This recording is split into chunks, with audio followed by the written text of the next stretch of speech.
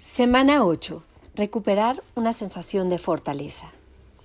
Esta semana se ocupa de otra gran fuente de bloqueo creativo, el tiempo. Explorarás cómo has utilizado tu percepción del tiempo para evitar asumir riesgos creativos. Identificarás cambios prácticos e inmediatos que puedes poner en marcha en tu vida actual. Excavarás en los condicionamientos tempranos que pueden haberte animado a conformarte con mucho menos de lo que deseas creativamente. Semana 8. Recuperar una sensación de fortaleza. Supervivencia. Una de las tareas más difíciles a las que debe enfrentarse un artista es, además, fundamental, la supervivencia artística. Todos los artistas deben aprender el arte de sobrevivir a la pérdida de esperanza, de orgullo, de dinero, de fe en uno mismo. Aparte de nuestras muchas ganancias, en una carrera artística sufriremos estas pérdidas de forma inevitable. Son los riesgos del camino y en muchos sentidos sus carteles de señalización. Las pérdidas artísticas pueden transformarse en ganancias y en fortalezas artísticas, pero esta transformación no podrá llevarse a cabo en el aislamiento de un cerebro de artista atormentado. Como dicen siempre que pueden los expertos en salud mental, para atravesar el dolor y dejarlo atrás, debemos reconocerlo y compartirlo. Dado que las pérdidas artísticas rara vez son lamentadas o reconocidas abiertamente, se convierten en cicatrices que bloquean el crecimiento creativo. Consideradas demasiado dolorosas, demasiado tontas, demasiado humillantes como para ser compartidas y por tanto sanadas, se convierten en pérdidas secretas. Si las creaciones artísticas son las crías de nuestro cerebro, las pérdidas artísticas son nuestros abortos. Muchas veces las mujeres sufren de forma terrible y en privado por la pérdida de un hijo que no llega a término. Y como artistas, sufrimos pérdidas terribles cuando el libro no se vende, la película no encuentra distribución, la exposición colectiva no incluye nuestras obras, la mejor vasija se rompe en pedazos, los poemas no son aceptados, la lesión de tobillo nos deja en casa durante toda una semana en temporada de danza. Debemos recordar que aquello con lo que podemos intelectualmente supera con creces aquello con lo que podemos emocionalmente. Debemos estar alerta para poder señalizar y lamentar nuestras pérdidas. La acogida decepcionante de un buen trabajo, la incapacidad para trasladarnos a otro medio o a otro tipo de papel a causa de las expectativas que los demás tienen sobre nosotros, son pérdidas artísticas por las cuales hay que guardar luto. No sirve de nada decir, «Oh, esto le pasa a todo el mundo», o «¿a quién pretendía engañar en cualquier caso?». La decepción que se queda sin ser lamentada se convierte en una barrera que nos separa de sueños futuros. Que no te den un papel que es tuyo, que no se te pida que te unas a la compañía, que cancelen el programa o que no publiquen una crítica de la obra, todo ello son pérdidas. Tal vez la forma más dañina de la pérdida artística tenga que ver con la crítica. Al artista interior como al niño interior, rara vez le hace daño la verdad. Lo diré otra vez. La crítica verdadera muchas veces libera al artista a quien va dirigida. Somos como niños, pero no somos inmaduros. Ajaja, es muchas veces el sonido interior que acompaña la llegada de una flecha crítica certera y bien dirigida. El artista piensa, sí, eso lo veo, eso lo puedo cambiar. La crítica que hace daño a un artista es la crítica, ya sea bien o mal intencionada, que no contiene un gramo salvador de verdad y, sin embargo, está llena de cierta verosimilitud condenatoria o conlleva un juicio general inexpugnable que no puede refutarse de manera racional. Profesores, editores, mentores son muchas veces figuras paternales o de autoridad para un joven artista. Hay una confianza sagrada inherente en el vínculo entre maestro y aprendiz. Cuando esta confianza es violada, tiene el impacto de una violación paternal. Estaríamos hablando de incesto emocional. Un estudiante confiado escucha de boca de un profesor sin escrúpulos que un buen trabajo es malo, o no es prometedor, o que el gurú profesor, siente que el talento del estudiante tiene ciertos límites, o se equivocó al ver el talento, o duda de que haya talento. De índole personal, nebulosa en cuanto a sus detalles específicos, esta crítica es como el acoso sexual encubierto, una experiencia sucia pero difícil de identificar. El estudiante sale de ahí sintiéndose avergonzado, sintiéndose como un mal artista o, lo que es peor, tonto por intentarlo. El poder de la Torre de Marfil. He tenido el privilegio a lo largo de la última década de aventurarme a dar clases en el mundo académico. Según mi experiencia como artista invitada, muchos académicos son seres artísticos profundamente frustrados por su incapacidad para crear. Con grandes habilidades para el discurso intelectual, distanciados por esa misma destreza intelectual de sus propios impulsos creativos. Muchas veces encuentran muy inquietante la creatividad de sus alumnos. Como están dedicados a la apreciación erudita del arte, la mayoría de los académicos descubren que, al mirarla de cerca, la bestia les intimida. Tienden a ver los programas de escritura creativa con justificada sospecha. Esa gente no está estudiando la creatividad, la está practicando. ¿Quién sabe a dónde podría conducir tal cosa? Estoy pensando concretamente en el jefe de un departamento de estudios fílmicos que conozco, un director de cine muy dotado que durante años no pudo o no quiso exponerse a los rigores de la creación. Al canalizar sus feroces impulsos creativos hacia la vida de sus estudiantes, se dedicaba de forma alternativa a sobreprotegerlos o a minar sus esfuerzos, buscando satisfacer o justificar de manera indirecta su propia posición como espectador. A pesar de querer con todas mis fuerzas que este hombre me cayera mal, puesto que sin duda me disgustaba su forma de comportarse, me vi incapaz de pensar en él sin compasión. Su malograda creatividad, tan luminosa en sus primeras películas, se había oscurecido hasta llenar de sombras, primero, su propia vida y después la vida de sus estudiantes. En el más amplio sentido de la palabra, era un monstruo creativo. Me llevó más años y más clases darme cuenta de que el mundo académico alberga un enemigo del espíritu creativo mucho más sutil y pernicioso. La hostilidad, al fin y al cabo, si es abierta, puede ser contraatacada. Mucho más peligroso, algo que hiela el alma mucho más, es ese desprecio tenue que puede adormecer la creatividad de los estudiantes.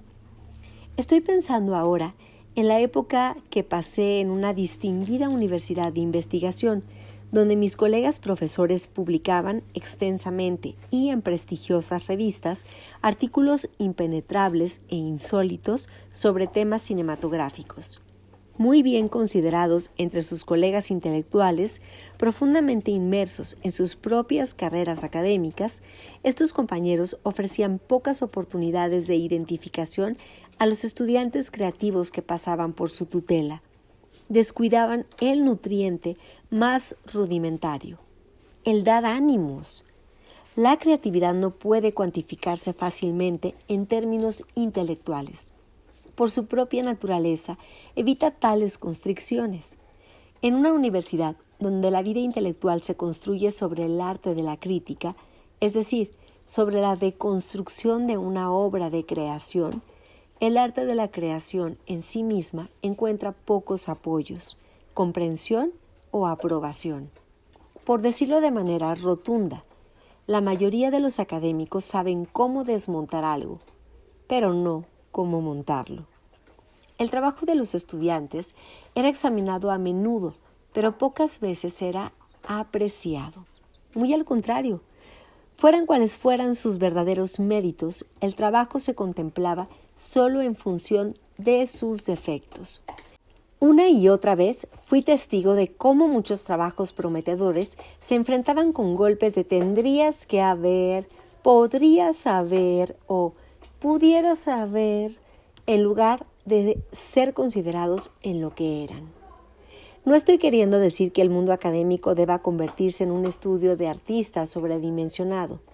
Sí digo, en cambio, que los artistas que estén intentando existir, crecer, incluso florecer dentro de ese medio, deberían saber que toda la fuerza de la intelectualidad va en contra del impulso creativo.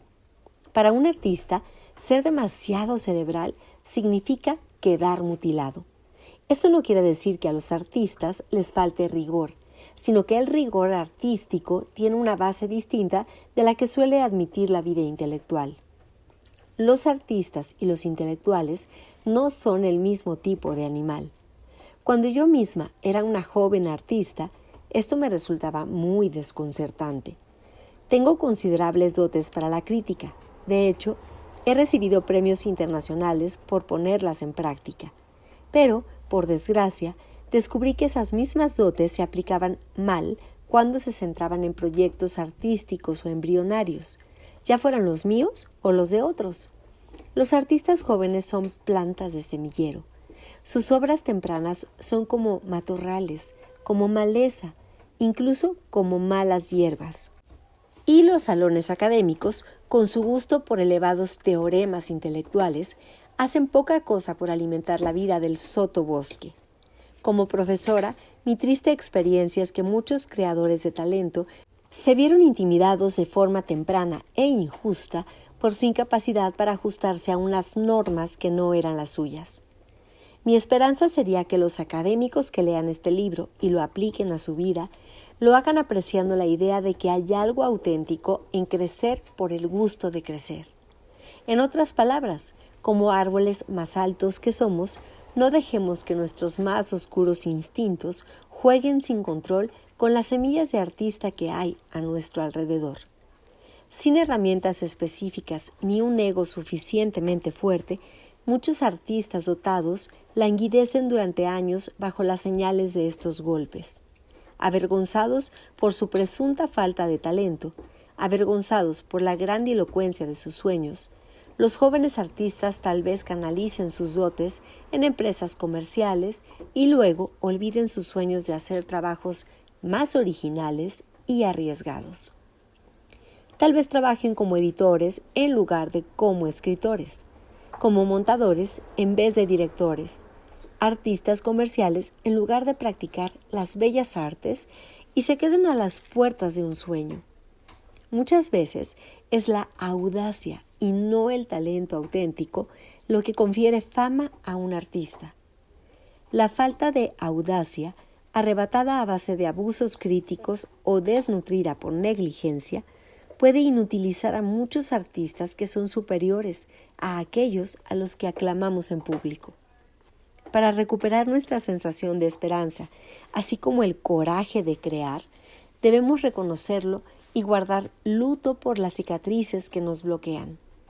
Este proceso puede parecer minucioso en exceso y volcado en una nimiedad, pero es un rito de paso necesario.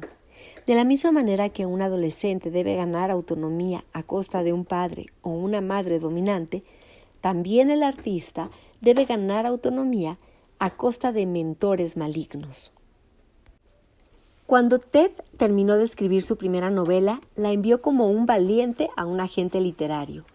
Adjuntó un cheque de $100 para pagar a la gente por tomarse el tiempo y el trabajo de leerla.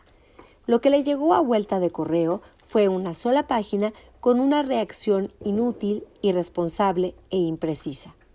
Esta novela es medio buena y medio mala. Ese es el peor tipo de obras. No puedo decirte cómo arreglarla. Te sugiero que pases página. Cuando yo conocí a Ted, llevaba 7 años bloqueado. Al igual que a muchos principiantes, nunca se le ocurrió buscar una segunda opinión. Con enorme dificultad me enseñó la novela. Como amiga suya, se me rompía el corazón al ver cómo esa novela había sido maltratada. Como profesional, me sentí impresionada, tan impresionada que me encontré frente al primer estudiante a quien desbloquear. Por favor, intenta escribir otra vez. Puedes hacerlo, sé que puedes hacerlo. Comencé. Ted estaba dispuesto a arriesgarse al desbloqueo y hace ahora 12 años empezó a trabajar con las páginas matutinas. Ha escrito 3 novelas y los guiones de 2 películas. Tiene un buenísimo agente literario y cada vez mayor reputación. Para llegar a donde está ahora, Ted tuvo que volver a sentir y padecer la herida que había sufrido de joven. Tuvo que hacer las paces con los años perdidos que esta herida le había costado. Página a página, día tras día, poco a poco, tuvo que ir reconstruyendo su fortaleza. Como en la carrera de cualquier atleta, la vida de un artista tendrá sus lesiones. Son parte del juego. El truco radica en sobrevivir a ellas, en aprender a dejarte curar.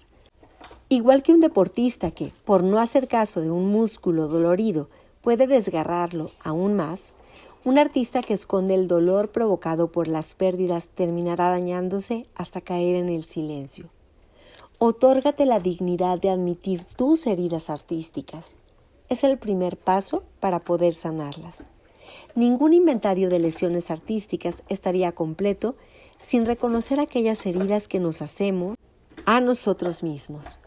Muchas veces, como artistas, se nos ofrece una oportunidad que eludimos, saboteamos por nuestro miedo, nuestra baja autoestima o simplemente porque tenemos otros planes.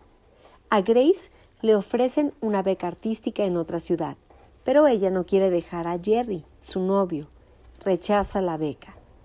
A Jack le ofrecen el trabajo de sus sueños en un campo de especialización en una ciudad lejana. Es un gran trabajo, pero lo rechaza porque todos los amigos y la familia que tiene donde está. Angela recibe críticas horribles por su papel en una obra horrible y después le ofrecen otro papel protagonista en una obra que supone un desafío. Lo rechaza. Estas oportunidades perdidas nos atormentan amargamente en los años siguientes. Más adelante, trabajaremos en profundidad en nuestros giros artísticos de 180 grados, pero por ahora, el mero hecho de contarlos como pérdidas inicia el proceso de sanarlos. Ganancia disfrazada de pérdida. El arte es el acto de estructurar el tiempo. Míralo de esta manera, dice una obra de arte. Así es como yo lo veo. Como comenta una burlona amiga mía, la novelista Eve Babitz, todo radica en cómo lo cuentes. Esto es particularmente cierto cuando te enfrentas a la pérdida artística. Cada pérdida ha de verse siempre como una ganancia potencial. Todo está en cómo lo cuentes. Todo final es un principio, eso lo sabemos, pero tendemos a olvidarlo mientras estamos atravesando el dolor.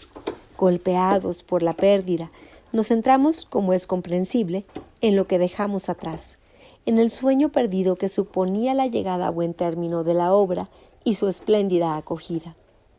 Pero necesitamos concentrarnos en lo que nos espera más adelante, y esto puede ser complicado. Tal vez no sepamos qué nos espera más adelante, y si el presente duele tanto, tendemos a ver el futuro como el anuncio de más dolor. La ganancia disfrazada de pérdida es una potente herramienta artística. Para adquirirla, pregúntate sencilla y directamente: ¿de qué puede servirme esta pérdida? ¿Hacia dónde dirige mi trabajo? Las respuestas te sorprenderán y te liberarán. El truco está en metabolizar el dolor en forma de energía.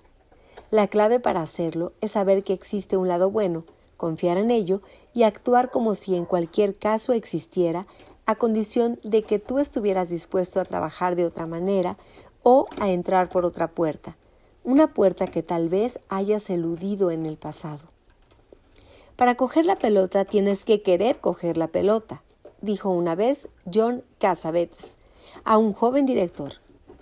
Cuando lo oí, lo que yo entendí fue: deja de quejarte de las curvas tan malas con las que te tiran la pelota y estírate, intenta alcanzar lo que realmente quieres. Yo he intentado seguir este consejo. Durante años jugué a la ruleta de los estudios cinematográficos. Una y otra vez sucedía que se compraban guiones originales y no se rodaban. Una y otra vez, trabajos de calidad languidecían en las estanterías, víctimas de las puertas giratorias de los estudios. Películas que ya tenían luz verde morían de la noche a la mañana, excepto en mi corazón de cineasta que se estaba rompiendo. Así son las cosas, me decían una y otra vez. Si quieres que tus películas se hagan, primero debes venderte como escritora y luego, si uno de tus guiones llega a rodarse y si esa película es un taquillazo y si el clima mejora un poco, entonces puede que te den la oportunidad de dirigir. Escuché estos tópicos durante largos años, asumiendo pérdida tras pérdida, escribiendo guión tras guión. Al final, después de una pérdida más, empecé a buscar la otra puerta, la que me había negado a atravesar. Decidí coger la pelota. Me convertí en una directora independiente. Abandoné Hollywood, fui a Chicago, compré una cámara de segunda mano y utilizando el dinero que había conseguido escribiendo para Miami Vice, rodé mi propio largometraje.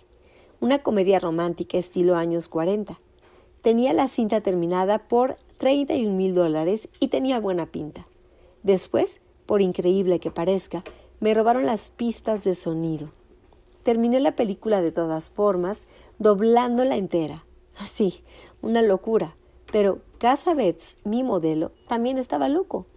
El resultado consiguió distribución en el extranjero y buenas críticas en otros países. Y aprendí mucho. Si ahora tengo un modesto primer largo a mi nombre, es porque pregunté ¿cómo? En lugar de ¿por qué yo? Tal vez habría ocurrido si no hubiera tomado cartas en el asunto, pero tal vez no. Y desde 1974 he trabajado activa y ampliamente como guionista. He escrito y vendido largometrajes, cortometrajes, documentales, docudramas, piezas para televisión, telefilms y esas películas corruptas, las miniseries. He dirigido un largo y media docena de cortos. De forma menos visible también, he trabajado como correctora de guiones, a veces con créditos y a veces no, a veces por dinero y a veces por amor. Y encima, he escrito más de 100 ensayos, entrevistas con cineastas, reflexiones, artículos sobre tendencias, sobre estética, sobre cualquier cosa, para publicaciones tan diversas como Rolling Stone, The New York Times, The Village Voice, New York, New West, Los Angeles Times, Chicago Tribune y con mayor reputación, American Film, donde fui editora externa durante muchos años. En resumen, podría decirse que he pagado el dharma a mi forma de arte preferida. ¿Por qué esta productividad tan diversa como la cabeza de una hidra? Porque amo las películas, me encanta hacerlas, y no quería que mis pérdidas me hicieran venirme abajo. Aprendí, cuando fui golpeada por la pérdida, a hacer la pregunta correcta. ¿Y ahora qué? En lugar de ¿por qué yo? Cada vez que estoy dispuesta a preguntar ¿y ahora qué es lo que hace falta hacer? Es que he pasado página. Cada vez que he aceptado un no como respuesta final, he entrado en un punto muerto y me he estancado. He aprendido que la clave de la resistencia profesional es la confianza en el propio poder y en la posibilidad de elegir. Si analizas carreras creativas largas y exitosas, verás este principio en acción. La distinguida cineasta Shirley Clarke comenzó su carrera como bailarina. Si empezó a rodar fue precisamente para que hubiera películas de danza bien hechas. Fue luego cuando recibió honores como directora de primera orden y se labró una reputación en Europa, aunque no consiguiese trabajos en estudios americanos. Clarke se convirtió en la primera directora americana que rodó un largo en Harlem, la primera que exploró las posibilidades de la cámara en mano, la directora americana a la que John Cassavetes, Martin Scorsese y Paul Schrader reconocen como fundamental en su propia formación artística. Pero era mujer y vivió tiempos difíciles. Cuando se agotaron los ingresos que consiguió como directora, se convirtió en una de las primeras videoartistas. Trabajó con Sam Shepard, Joseph Papp u Ornette Coleman. Obviamente, Clark se tomó muy en serio la idea de que era más difícil disparar a un blanco móvil. Cada vez que se cerraba uno de los caminos de su creatividad, ella encontraba otro. Los anales del cine rebosan de historias parecidas. Elia Kazan, tras caer en desgracia como director, escribió novelas. El director John Cassavetes, que también era un buen actor, utilizaba sus papeles como vía de financiación de sus trabajos como director, demasiado eclécticos como para conseguir el apoyo de los estudios. Si ellos no quieren rodar el largometraje, lo haré yo, decía Cassavetes, y lo hacía. En lugar de dejarse bloquear, buscaba la otra puerta. No disfrutaríamos de la maravillosa serie Fairchild Theater si la actriz productora Shelley Duvall se hubiera quedado en casa quejándose durante sus periodos de sequía creativa. En lugar de llevar su creatividad a otra parte, non ilectimi te carborundum dice que decía el graffiti en los campos de los prisioneros de guerra. Una traducción rápida y muy importante para los artistas es: no dejes que los bastardos puedan contigo. Los artistas que se toman esto en serio sobreviven y a menudo prevalecen. La clave está en la acción. El dolor que no se canaliza de forma provechosa rápidamente se solidifica en forma de corazón de plomo que vuelve difícil cualquier movimiento. Si tienes que enfrentarte a una pérdida, da inmediatamente un pequeño paso para apoyar a tu artista. Aunque solo sea comprar un ramo de tulipanes y un cuaderno de bocetos, será una acción que diga: te reconozco y reconozco tu dolor. Te prometo un futuro que merezca la pena. Como un niño pequeño, tu artista necesita una mamá. Ay, eso me dolió. He aquí un caprichito, una nana, una promesa. Tengo un amigo director que me dice que en las peores noches, esas en las que está a punto de estrenar una nueva película, a la espera de la catástrofe creativa, convencido de que jamás volverá a trabajar, solo en la oscuridad, se dice salamerías hasta que se duerme.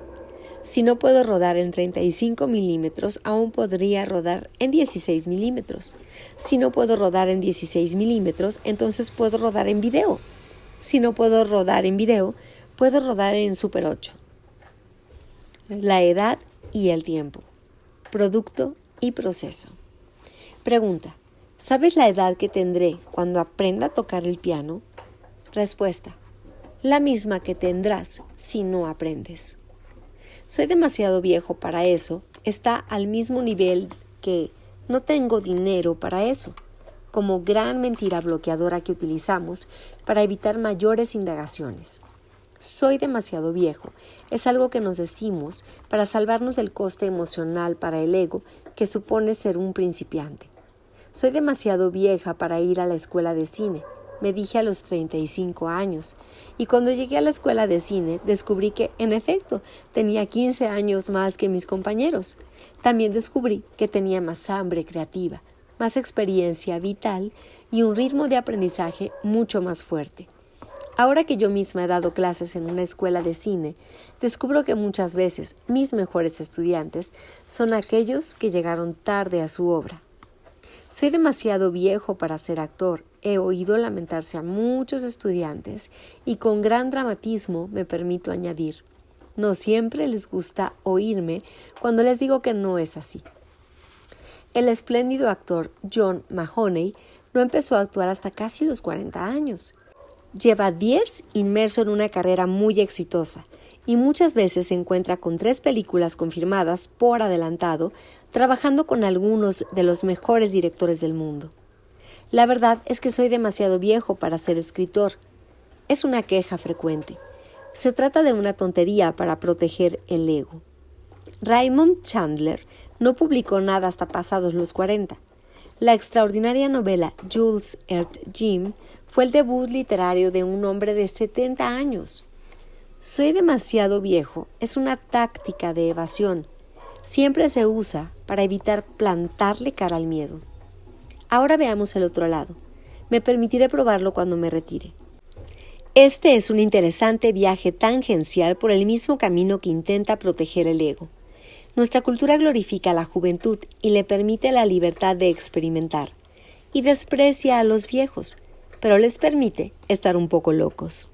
Muchos creadores bloqueados se dicen simultáneamente que son demasiado viejos y jóvenes como para perseguir sus sueños. Viejos y chochos tal vez lo intenten. Jóvenes y atolondrados tal vez lo intenten. En cualquiera de los dos escenarios, estar loco es un requisito previo a la exploración creativa. Pero queremos parecer locos e intentar algo así, sea lo que sea, a nuestra edad, sea la que sea, parecería una locura. Sí, quizá. La creatividad surge en un momento y en ese momento no tenemos edad. Eso lo descubrimos cuando nos involucramos en nuestra rehabilitación creativa. Me sentí como un niño, podemos decir, después de una satisfactoria cita con el artista. Los niños no tienen vergüenza y, una vez nos hallamos en pleno flujo de creatividad, nosotros tampoco la tendremos. ¿Cuánto tiempo tardaría en aprender a hacer eso? Podemos preguntar desde el banquillo de una actividad largo tiempo apetecida. Depende, tal vez un año para llegar a dominarlo, es la respuesta. Como creadores bloqueados, nos gusta fingir que un año o incluso varios años es un tiempo muy, muy largo. Nuestro ego nos tiende esa trampa para evitar que nos pongamos manos a la obra. En lugar de permitirnos un viaje creativo, nos centramos en la longitud del viaje. Es que está tan lejos, nos decimos. Puede ser, pero cada día es un día más con algo de movimiento y el movimiento hacia un objetivo es algo muy placentero. En el corazón de la anorexia creativa está la negación del proceso. Nos gusta concentrarnos en el hecho de haber desarrollado una destreza o creado una obra de arte, pero esta atención a la forma final soslaya el hecho de que la creatividad radica no en lo hecho, sino en el estar haciendo. Estoy escribiendo un guión. Es infinitamente más interesante para el alma que he escrito un guión, que solo da placer al ego. Estoy en una clase de actuación. Es infinitamente más interesante que fui a una clase de actuación hace unos años. En cierto modo, ningún acto creativo ha terminado nunca. No puedes aprender a actuar porque siempre quedará más por aprender. Podría decirse que no se puede siquiera dirigir una película porque siempre la estás redirigiendo, incluso pasados varios años. Entonces, sabrás lo que podrías haber hecho y lo que harás después si sigues trabajando. Esto no significa que el trabajo terminado no tenga valor, ni mucho menos. Sencillamente significa que hacer el trabajo señala el camino hacia un trabajo nuevo y mejor. Si nos centramos en el proceso, nuestra vida creativa mantiene una sensación de aventura. Si nos focalizamos en el producto, esa misma vida creativa puede provocar una sensación de insignificancia o de esterilidad. Nuestra sociedad de consumo nos ha dejado en herencia la obsesión por el producto y por la idea de que el arte genera productos terminados. Este enfoque genera a su vez muchos bloqueos creativos. Como artistas en activo, tal vez queramos explorar una nueva zona artística, pero no sabemos a dónde nos llevará. Y nos preguntamos si será bueno para nuestra carrera. Obsesionados por la necesidad de tener algo que enseñar, un resultado de nuestro trabajo, muchas veces nos negamos a la curiosidad. Cada vez que hacemos esto, nos bloqueamos. Nuestro manejo de la edad como bloqueo para el trabajo creativo se entrelaza con nuestros pensamientos tóxicos sobre los productos terminados. Hemos establecido una edad apropiada para determinadas actividades. Graduarse de la universidad, ir a la facultad de medicina, escribir una primer novela. Estos requisitos artificiales del ego nos exigen que hayamos terminado ya, cuando en realidad lo que anhelamos es empezar algo. Si no pensara que al lado de los jóvenes parezco un idiota, me lanzaría a apuntarme a clases de improvisación.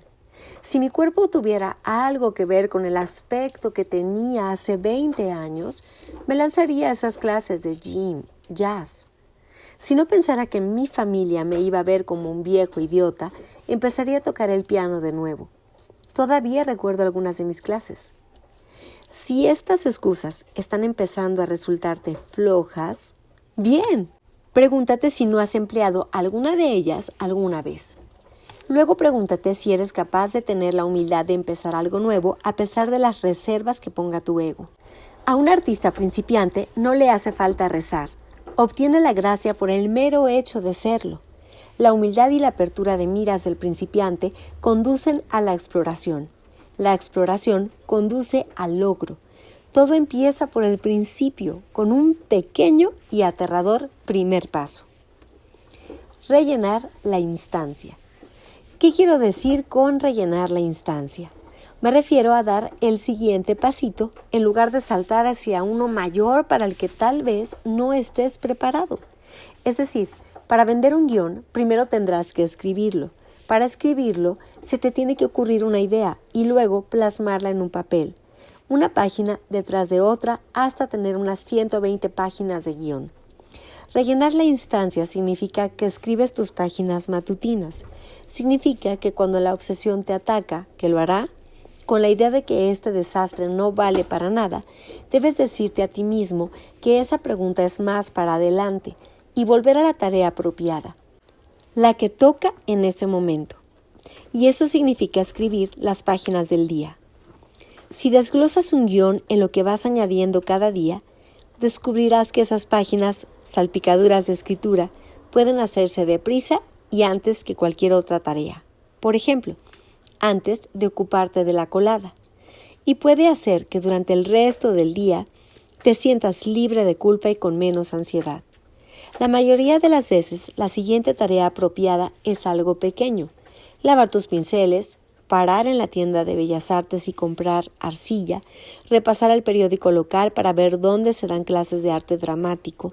Como regla general, es mejor admitir simplemente que hay siempre una acción que puedes hacer a diario por tu creatividad.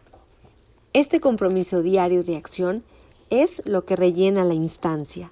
Con demasiada frecuencia, cuando la gente busca tener una vida más creativa, mantiene la expectativa o un temor mudo y muchas veces no reconocido de que va a abandonar la vida tal y como la conoce. No puedo ser escritor y seguir con este matrimonio.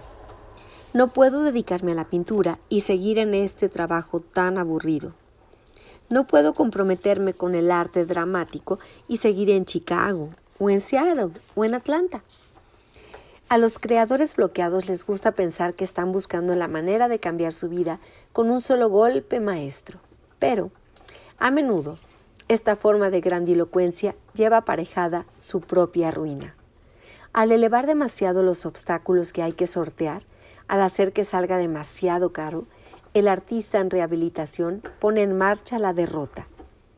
¿Quién puede concentrarse en una primera clase de dibujo cuando está obsesionado con divorciarse de su mujer e irse de la ciudad? ¿Quién puede bailar jazz moderno en puntas cuando está demasiado ocupada leyendo los anuncios de alquiler de departamentos, puesto que tendrá que romper con su amante si quiere concentrarse en el arte? La gente creativa es dramática. Usamos el drama para asustarnos de nuestra creatividad con esa idea del cambio total. Y, muchas veces, destructivo. Fantaseamos con dedicarnos a nuestro arte a tiempo completo y así no nos dedicamos a él ni a tiempo parcial ni en absoluto. En lugar de escribir 3 páginas al día de un guión, preferimos preocuparnos por cómo tendremos que mudarnos a Hollywood si conseguimos vender el guión, cosa que no podrá hacerse de ninguna manera porque estamos demasiado ocupados preocupándonos por venderlo como para escribirlo antes. En lugar de apuntarnos a clases de dibujo de natural en el Centro de Cultura de nuestro barrio, nos compramos la revista Art Forum para recordarnos a nosotros mismos que nuestro estilo no se lleva. ¿Cómo va a llevarse? Si todavía no existe. En lugar de limpiar el cuartito que hay junto a la cocina para tener un lugar donde trabajar con nuestra cerámica, nos quejamos por no tener un estudio, una queja que no podemos tomarnos en serio porque no tenemos ningún trabajo en nuestro haber que apoye nuestra tesis. Cuando nos abandonamos a una fantasía frenética sobre el aspecto que tendría nuestra vida si fuéramos verdaderos artistas, dejamos de ver los muchos pequeños cambios creativos que podríamos hacer en este mismo momento. Este tipo de pensamiento de verlo todo con una perspectiva global soslaya el hecho de que una vida creativa se basa en muchos y muy pequeños pasos y en muy, muy pocos saltos. Más que dar un aterrador pasito de bebé hacia nuestros sueños, nos apresuramos hasta el borde del precipicio y nos quedamos ahí, graznando, diciendo, no puedo saltar, no puedo, no puedo. Nadie te está pidiendo que saltes, así que eso no es más que hacer un drama. Y para el propósito de una rehabilitación creativa, el drama pertenece a la página o al lienzo o a la arcilla o a la clase de teatro, al acto de la creatividad, por minúsculo que sea. La creatividad precisa actividad y para la mayor parte de nosotros eso no es una buena noticia. Nos hace responsables y eso no suele gustarnos nada. ¿Quieres decir que tengo que hacer algo para sentirme mejor? Sí, y la mayoría de nosotros odia hacer cosas, cuando lo que podríamos estar haciendo es obsesionarnos con algún otro tema. Una de las cosas que más nos gusta hacer, en lugar de poner en práctica nuestro arte, es examinar nuestras probabilidades de éxito. En una carrera creativa, pensar en las probabilidades es beber veneno emocional. Nos roba la dignidad del arte como proceso y nos pone a merced de poderes que imaginamos ahí fuera. Beber ese veneno conduce rápidamente a una borrachera emocional muy tóxica. Nos lleva a pensar, ¿de qué vale hacer nada? En lugar de, ¿y ahora qué? Como regla general, las probabilidades son lo que usamos como forma de aplazar lo que viene después. Se trata de seguir enganchados a nuestra adicción a la ansiedad en lugar de pasar a la acción. Una vez que te des cuenta de este mecanismo, habrás acabado con él.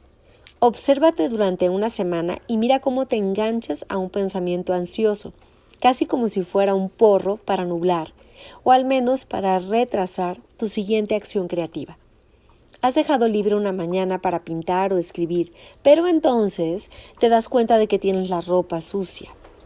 Pensaré en lo que quiero pintar y lo iré definiendo mientras doblo la ropa, te dices. Pero lo que significa en realidad es, en lugar de pintar algo, voy a preocuparme por ello en un rato más. De alguna manera, consigues que hacer la colada te lleve toda la mañana. La mayoría de los creadores bloqueados tienen una activa adicción a la ansiedad. Preferimos el dolor de baja intensidad y el ataque de pánico que ocasionalmente para el corazón a la pesadez de los pasitos diarios en busca de la buena dirección. Rellenar la instancia significa que tenemos que trabajar con lo que tenemos en lugar de languidecer quejándonos de lo que no tenemos. Como directora, he observado que los actores que consiguen trabajo son los actores que trabajan, ya estén empleados o no. Estoy pensando concretamente en Marsh Kotlisky, una gran actriz de teatro y cine que siempre ha estado disponible para trabajar y hacer talleres con el material de los escritores.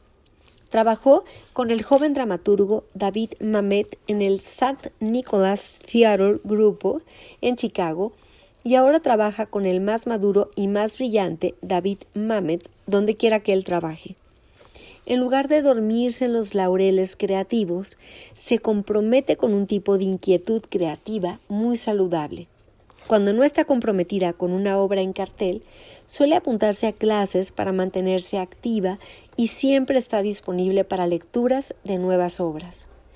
Como todos los actores, sufre del síndrome del nunca volveré a trabajar, pero, a diferencia de muchos actores menos comprometidos, nunca se permite a sí misma que su trabajo sea algo que hace solo para otras personas o solo cuando le pagan por ello.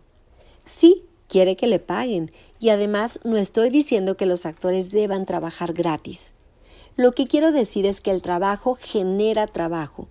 Las pequeñas acciones nos conducen a grandes movimientos en nuestra vida creativa. Muchos actores se permiten a sí mismos el dudoso lujo de poner sus carreras en manos de sus agentes en lugar de mantener su arte bajo la custodia de su propia alma. Cuando un agente está al mando de tu carrera creativa, te puedes desesperar fácilmente pensando, mi agente no hace lo suficiente. en lugar de preguntarte por lo que tú mismo puedes hacer para perfeccionar tu oficio. Rellena la instancia. ¿Qué puedes hacer ahora mismo en tu vida tal y como está organizada? ¡Hazlo! Realiza una pequeña acción diaria en lugar de abandonarte a las grandes preguntas. Cuando nos permitimos regodearnos en las grandes preguntas, nos encontramos sin respuestas. De lo que estamos hablando aquí es de una idea de cambio basado en el respeto. Respeto por el lugar en el que estamos, además de por el lugar a donde queremos ir. Perseguimos no grandes cambios repentinos, aunque puede que también lleguen, sino la acción de cultivar creativamente todo lo que se halla en el presente. Este trabajo, esta casa, esta relación. Los creativos en rehabilitación suelen padecer ataques de ira feroz y de pena por los años perdidos. Cuando se producen estas crillas creativas, ansiamos desesperadamente borrar nuestras huellas y salir pitando de nuestra vida tal y como está organizada ahora mismo. Pero no, hay que hacer cambios pequeños, desde el sitio en el que estás. Rellena este formulario con cuidado creativo hasta que rebose y se convierta en otro formulario, uno nuevo y más grande, y lo haga de manera orgánica. Como dice el poeta Theodore Roethke, aprendamos yendo a donde tenemos que ir. Hemos descubierto que cuando rellenamos la instancia, muchas veces no hace falta que hagamos grandes cambios. Los grandes cambios suceden poco a poco. Resulta útil concebirlo en términos de viaje espacial. Alterando muy ligeramente la trayectoria del despegue, se consigue con el tiempo una gran diferencia. Patrones tempranos. Un ejercicio. Aunque pocas veces damos con la conexión, muchas de nuestras pérdidas de hoy están conectadas a nuestro condicionamiento temprano. Puede que a los niños se les diga que no pueden hacer nada, o, lo que es igual de dañino, que se les diga que deberían poder hacer cualquier cosa con facilidad. Cualquiera de estos mensajes bloquea al receptor. Las siguientes preguntas tienen como objetivo ayudarte a recuperar y descifrar tus propios condicionantes. Puede que algunas no tengan aplicación en tu caso. Escribe sobre lo que despiertan en ti. 1. De niño, mi padre pensaba que mi arte era... Eso me hacía sentir... 2. Recuerdo una vez que me dijo... 3. Me sentí muy... y... por eso. Nunca lo olvidé. 4. De niño, mi madre me enseñó que soñar despierto era... 5. Recuerdo que me decía que saliera de mi ensoñación recordándome que... 6. Recuerdo que la persona que sí creía en mí era... 7. Recuerdo una vez que... 8. Me sentí y... nunca lo olvidé. 9. Lo que arruinó mis posibilidades de ser artista fue... 10. La lección negativa que saqué de aquello, algo que no tiene lógica, pero en lo que sigo creyendo, es que no puedo y ser un artista. 11. Cuando era pequeño aprendí que y eran grandes pecados sobre los que tenía que estar vigilante. 12. Crecí pensando que los artistas eran gente... 13. El profesor que llevó a pique mi confianza fue... 14. Me dijo que... 15. Creí en este profesor porque... 16.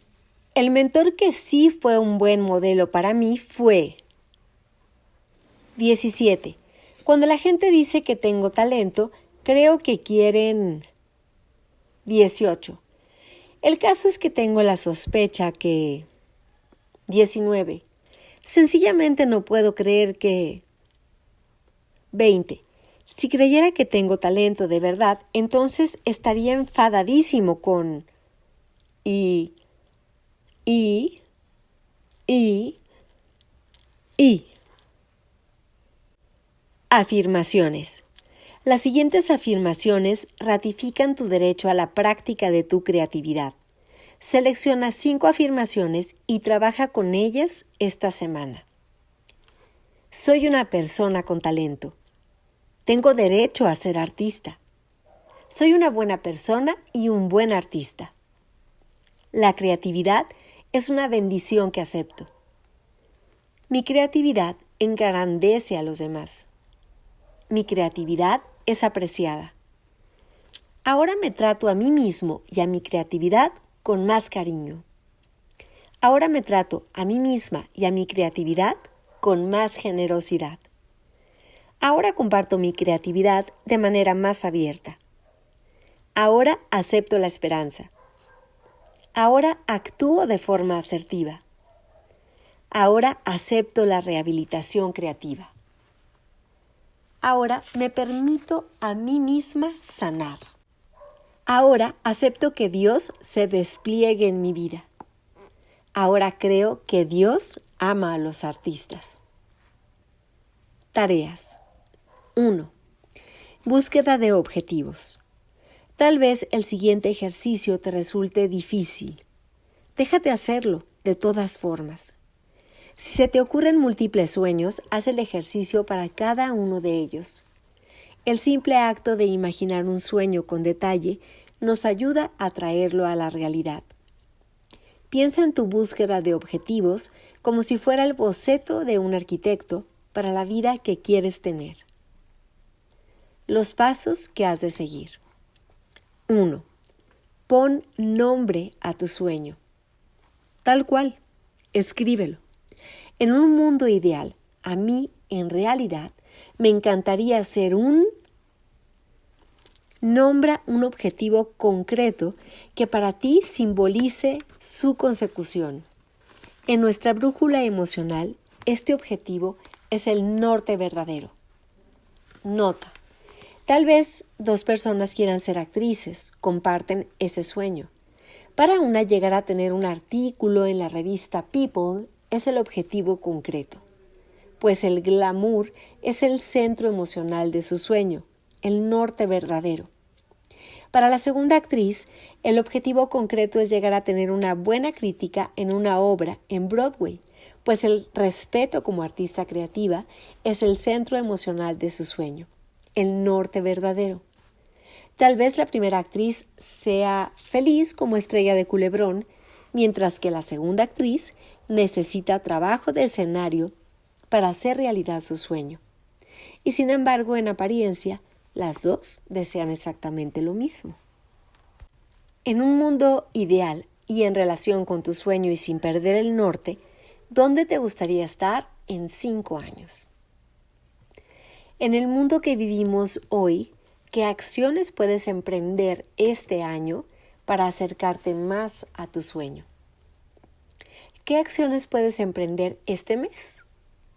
¿Esta semana? ¿Hoy? ¿Ahora mismo? Apunta tu sueño, por ejemplo, ser un director famoso. Apunta su norte verdadero, por ejemplo, el respeto y un grado más elevado de conciencia, o convertirte en un comunicador de masas. Selecciona un modelo a seguir. Walt Disney, Ron Howard, Michael Powell. Diseña un plan de acción. 5 años, 3 años, 1 año, 1 mes, 1 semana. Ahora, elige una acción. Leer este libro es una acción. 2. Nueva infancia. ¿Qué podrías haber sido de haber recibido la nutrición perfecta? Escribe una página de esta infancia de fantasía. ¿Qué te dieron? ¿Podrías ahora simular que eres tus propios padres para colocarte en esa dirección? 3. Combinación de colores. Escoge un color y escribe una serie de frases rápidas describiéndote en primera persona. Soy plateado, de alta tecnología y etéreo, del color de los sueños y de los logros, del color de la media luz y de lo intermedio. Me siento sereno. O soy rojo, soy pasión, ocaso, ira, sangre, vino y rosas, ejércitos, asesinato, lujuria y manzanas. ¿Cuál es tu color preferido? ¿Qué cosas tienes que sean de ese color? ¿Y qué tal una habitación entera? Esta es tu casa y es tu vida. 4. Haz una lista de 5 cosas que no tienes permiso para hacer. Matar a tu jefe, gritar en misa, salir a la calle desnudo, hacer una escena, dejar tu trabajo. Ahora haz esa cosa sobre el papel. Escríbelo, dibújalo, píntalo, actúalo, haz un collage con ello. Ahora ponle música y báilalo. 5. Búsqueda de estilo. Haz una lista de 20 cosas que te gusta hacer. Quizá las mismas cosas que apuntaste la otra vez. Quizá no. Responde a estas preguntas por cada una de ellas. ¿Cuesta dinero o es gratis? ¿Cara o barata? ¿Solo o con alguien? ¿Relacionada con el trabajo? ¿Implica riesgo físico? ¿De ritmo rápido o lento? ¿De mente, cuerpo o espíritu? 6. Día ideal. Planifica un día perfecto en tu vida tal y como está ahora mismo organizada, utilizando la información deducida más arriba. 7. Día ideal. Planifica un día perfecto en tu vida tal y como te gustaría que estuviera organizada, sin restricciones. Déjate ser y tener aquello que anhelas en lo más profundo. Tu entorno ideal, empleo, hogar, círculo de amigos, relación íntima, importancia de tu obra, tus sueños más optimistas. 8. Elige uno de los aspectos festivos de tu día ideal. Déjate vivirlo. Tal vez no puedas trasladarte a Roma todavía, pero incluso en un apartamento que sigue siendo cutre, puedes tomarte un cappuccino casero y un croissant. Registro. 1. ¿Cuántas veces has hecho tus páginas matutinas esta semana? ¿Has estado muy tentado de abandonarlas? ¿Qué tal la experiencia? 2. ¿Has tenido tu cita con el artista esta semana? ¿Has dejado que la adicción al trabajo u otros compromisos saboteen esta práctica? ¿Qué has hecho? ¿Cómo te has sentido? 3. ¿Has experimentado sincronías esta semana? ¿Qué ha pasado? 4. ¿Ha habido algún otro asunto esta semana que consideres significativo para tu rehabilitación? Descríbelo. Citas del capítulo 8. Me convertiré en un maestro en este arte solo después de una gran cantidad de práctica. Erich Fromm. Dar un nuevo paso, pronunciar una nueva palabra, es lo que más miedo da a la gente. Fyodor Dostoyevsky. La imaginación es más importante que el conocimiento. Albert Einstein. Rodéate de personas que te respeten y que te traten bien. Claudia Black. Para quienes tienen mentes racionales, los procesos mentales de los intuitivos parecen moverse marcha atrás. Frances Wilkes. Confía en esa voz pequeña y sorda que dice, esto podría funcionar y voy a probarlo. Diane Marishield. El hombre no puede aprender nada excepto yendo de lo conocido a lo desconocido. Claude Bernard. No puedo esperar obtener todas las respuestas, ni siquiera de mi propio arte. Solo puedo esperar que siga haciendo las preguntas correctas. Grace Hartigan. El arte es una técnica de comunicación. La imagen es la técnica más completa de toda la comunicación. Claes Oldenburg. El mundo de la realidad tiene sus límites. El mundo de la imaginación es infinito. Jean-Jacques Rousseau. La satisfacción de la propia curiosidad es una de las grandes fuentes de felicidad en la vida. Linus Pauling. Los colores tienen su propia lógica, y es solo con ella y no con la lógica de la mente con la que debería conformarse el pintor. Paul Cézanne. Arte. Acabas de hacerlo. Martin Reed. Cuando tomas las decisiones importantes de tu vida, no suenan trompetas. El destino se da a conocer en silencio. Agnes de Mille. Estoy en el mundo con el único propósito de componer. Franz Schubert. Tu deseo es tu oración. Visualiza la satisfacción de tu deseo ahora y siente su realidad, y experimentarás la alegría de la oración que ha obtenido respuesta. Dr. Joseph Murphy. Fin de la semana 8. Recuperar una sensación de fortaleza.